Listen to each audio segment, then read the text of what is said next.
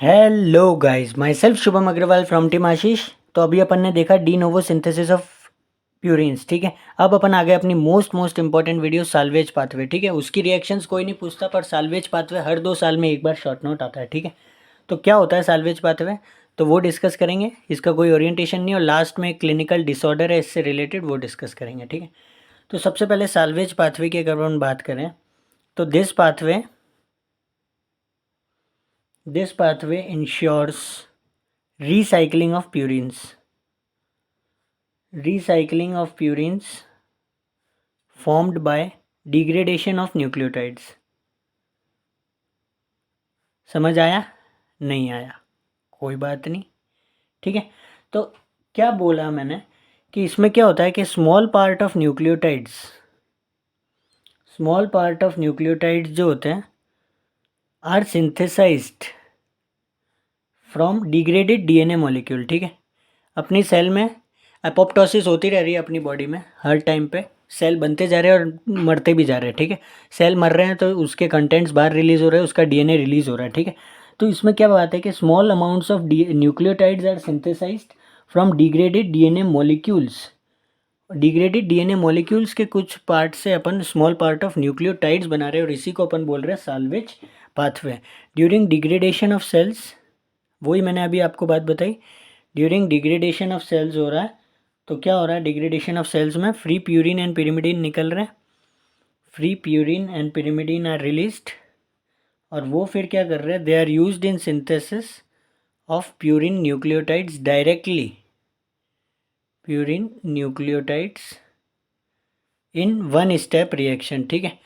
इतना नहीं कि अपन ने 10 स्टेप तो वो पढ़ी, फिर वो प्रिपरेटरी स्टेप, फिर लास्ट में एएमपी, इतना नहीं, डायरेक्ट एक स्टेप के अंदर प्यूरिन न्यूक्लियोटाइड्स बन रहे हैं फ्री प्यूरिन्स एंड पिरिमिडीन्स के अंदर, जो कहाँ से आ रहे हैं, ड्यूरिंग डिग्रेडेशन ऑफ सेल्स, ठीक है।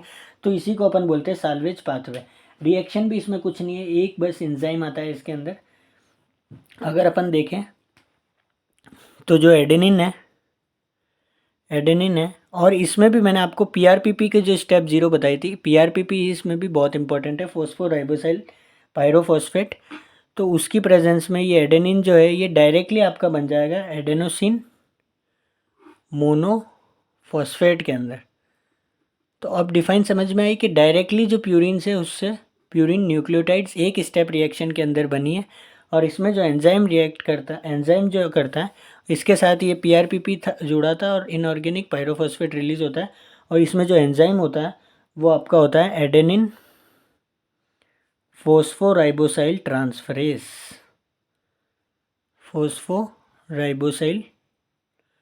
ट्रांसफरेज एंजाइम, जिसको अपन बोलते हैं APRTS, ठीक है।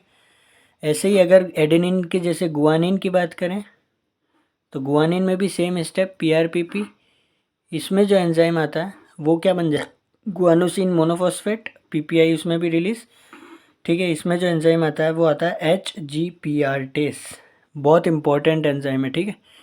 HGPRTase, इसी के हिसाब से अगर अपन बात करें हाइपोजेंथिन भी प्यूरिन होता है ना, माइनर प्यूरिन, मैंने आपको पहले इंट्रोडक्टरी वीडियो में बताया था, वो भी पीआरपीपी के साथ मिलके सेम एंजाइम HGPRTase वो आपका बना लेता है IMP, और पीपीआई रिलीज हो जाता है। HGPRTase की फुल फॉर्म क्या है, हाइपोजेंथिन गुआनिन फोस्फोराइबोसाइल ट्रांसफरेज, ठीक है।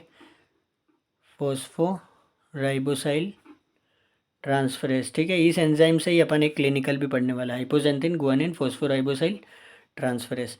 तो क्या है, वापस से देख लेते हैं, इस पाथवे में कुछ है ही नहीं अलग से, बहुत शॉर्ट वीडियो ये।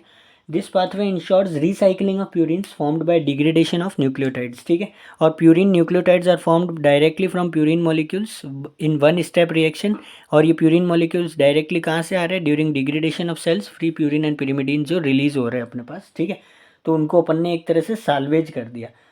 तो ये वही है। अब ये इसकी इम्पोर्टेंस क्या है, इम्पोर्टेंस इसकी ये है कि ये जो होता है ये प्यूरिन साल्वेज पाथवे, ये होता है ब्रेन के अंदर और आरबीसीज के अंदर, ठीक है। और ब्रेन और RBCs where de novo synthesis can not take place, brain और आरबीसीज के अंदर जो होता है वो de novo synthesis can not takes place, और वहाँ पे ये डी नोवो सिंथेसिस नहीं होता है और साल्वेज पाथवे होता है। तो ब्रेन के अंदर इसकी मोस्ट इंपॉर्टेंट है, उससे रिलेटेड अपन एक क्लिनिकल भी पढ़ रहे हैं कि अगर ये पाथवे नहीं होगा तो ब्रेन के क्या क्या मैनिफेस्टेशंस आएंगे।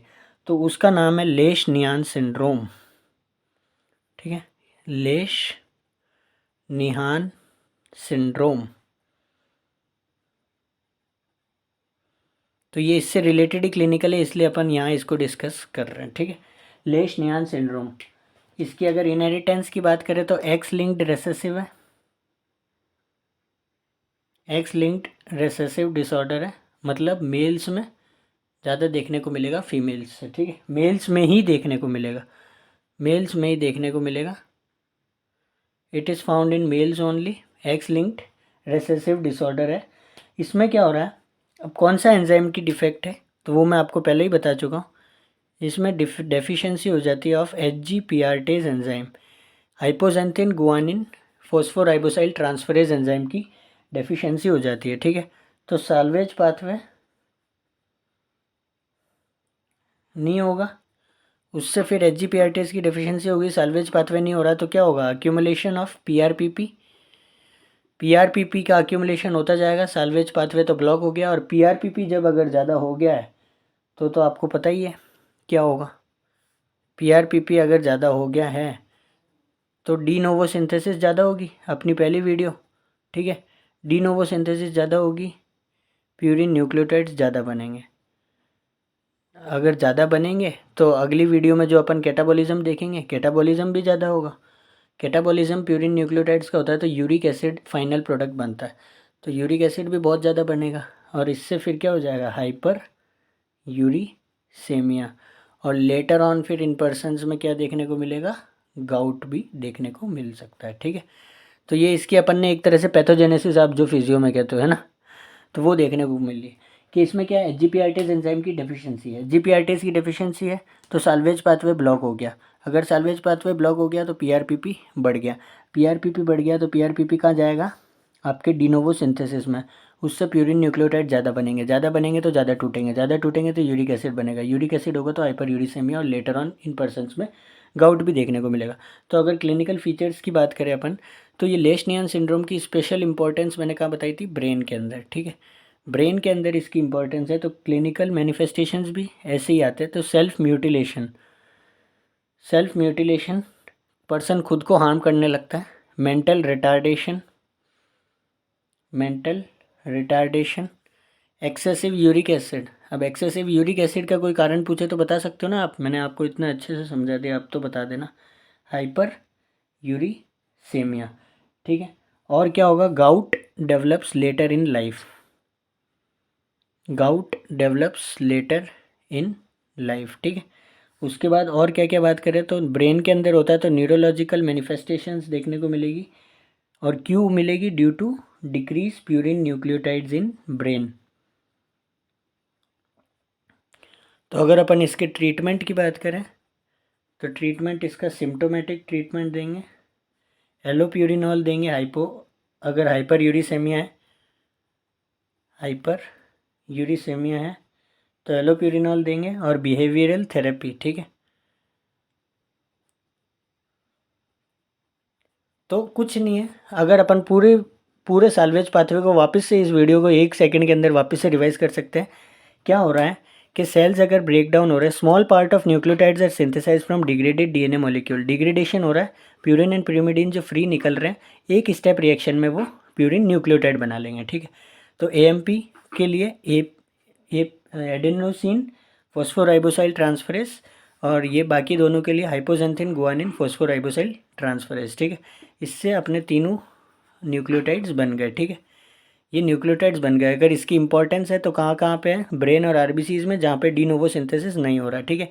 इससे रिलेटेड क्लिनिकल क्या है, लेश निहान सिंड्रोम, एक्स लिंक्ड रेसेसिव है, HGPRTase की डेफिशिएंसी है, समझा हुआ है पाथवे तो खुद ही लिख देंगे, हाँ HGPRTase की डेफिशिएंसी है, PRPP बढ़ रहा है, PRPP बढ़ रहा है तो ये सब हो रहा है, उससे फिर फाइनली गाउट हो रहा है, ठीक है। Self mutilation, mental retardation, hyperuricemia, neurological manifestations, treatment symptomatic है, एलोप्यूरिनॉल दे दो हाइपर यूरिसेमिया के लिए, और बिहेवियरल थेरेपी दे दो, ठीक है। तो ये बहुत आसान और बहुत इंपॉर्टेंट है, ठीक है। हर साल, कई बार तो 2 साल में 2 बार भी आया हुआ है ये क्वेश्चन, तो साल्वेज पाथवे बहुत इंपॉर्टेंट है और बहुत आसान भी है, जस्ट समझ में आ ही जाता है, ठीक है। तो मिलते हैं अपन अगली वीडियो में, जब तक के लिए जय हिंद, जय भारत, और बताना वीडियो कैसी बनी है, ठीक है।